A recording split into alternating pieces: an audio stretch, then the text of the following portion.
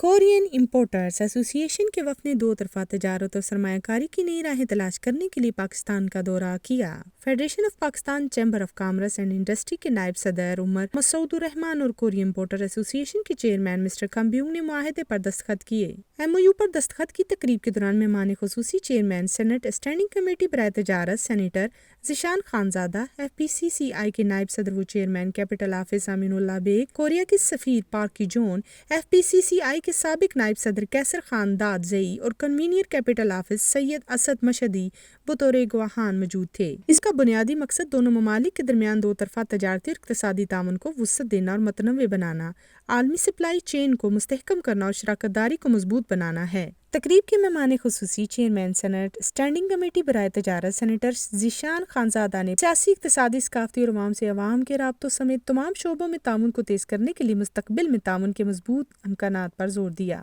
تقریب میں گلگت بلتستان کے مختلف چیمبر ایسوسی ایشن کے ممبران، جن میں فرخ علوی، خنود زہرا، خوشنور دیدار، عارف ملک، عابد علی، اویس ستی، خورشید برلاس، ندیم منصور، سید اور دیگر نے شرکت کی۔ چیئرمین کوئمہ مسٹر کمبیونگ نے سفارتی تعلقات کے 40 سال مکمل ہونے پر مبارکباد پیش کی اور دو طرفہ اقتصادی اور تجارتی تعلقات کو مزید بڑھانے اور مضبوط بنانے پر زور دیا۔ انہوں نے پاکستان کی تاجر برادری کو کوریا میں ہونے والے آئندہ نمائشوں میں شرکت کی دعوت بھی دی۔ کوریا کے سفیر پارک کی جون نے کہا کہ کوریا اور پاکستان کے درمیان تجارت، سرمایہ کاری، وفود کے تبادلے اور ترقیاتی تعاون کے شعبوں میں دو طرفہ تعلقات کو بتدریج وسعت دی گئی ہے۔ انہوں نے اقتصادی، ثقافتی، سیاحت سمیت شعبوں میں پاکستان کے ساتھ باہمی تعاون کو فروغ دینے کے لیے اپنے عزم کا اظہار کیا۔ پاکستان اور کوریا کے درمیان تجارتی اور اقتصادی تعلقات پر بات کرتے ہوئے F P C C I کے نائب صدر عمر مسعود الرحمان نے پاکستان کی موجودہ تجارتی صلاحیت پر روشنی ڈالی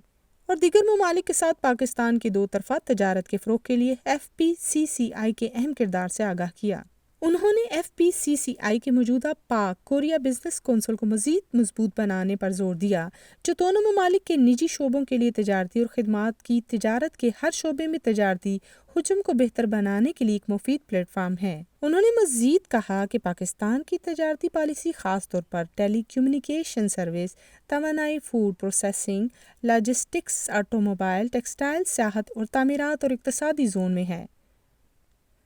دونوں جانب سے یادداشتوں کے تبادلے کے بعد اس پروقار تقریب کا خلاصہ امین اللہ بیگ، نائب صدر ایف پی سی سی آئی و چیئرمین کیپٹل آفس نے یہ کہتے ہوئے کیا کہ کوریا کے سرمایہ کار آگے آئیں اور پاکستان کے خصوصی اقتصادی زون میں سرمایہ کاری کریں۔ انہوں نے کہا کہ کوریا وسطی ایشیائی منڈی تک رسائی کے لیے پاکستانی سرزمین کو گیٹ وے کے طور پر استعمال کر سکتا ہے۔ انہوں نے تمام مہمانوں بشمول چیئرمین اور کوریا ایلچی اور تجارتی مندوبین کا شکریہ ادا کیا۔